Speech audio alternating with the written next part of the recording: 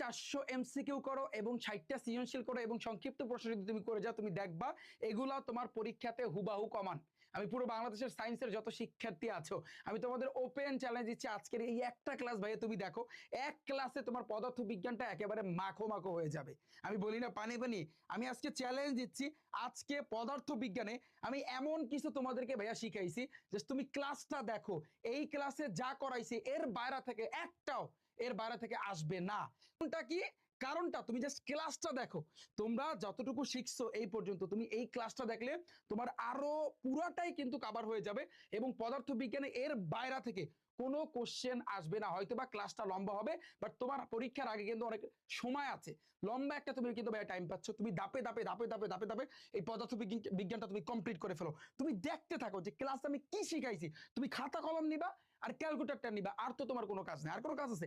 আর কোনো কাজ নেই, তুমি করতে থাকো ভাইয়া। তাহলে সবাই ক্লাসটা শুরু করো, তাহলে তোমরা বুঝতে পারবা। এই যে দেখো, আমি স্থিতি কি, গতি কি, তারপর এই যে পুরো কনসেপ্ট, পুরো কারটা বিভিন্ন প্রকার গতি নিয়ে আলোচনা করছি, স্কেলার রাশি, ভেক্টর রাশি, দূরত্ব, তারপর হচ্ছে কিন্তু ত্বরণ, এই যে সম্পর্কটা মোস্ট ইম্পর্টেন্ট সম্পর্কটা আমি পড়াইছি তোমাদের। তো এগুলা কিন্তু মানে হচ্ছে তোমরা জানো যে ফেসবুকের যে সিস্টেমটা 1 মাস পরে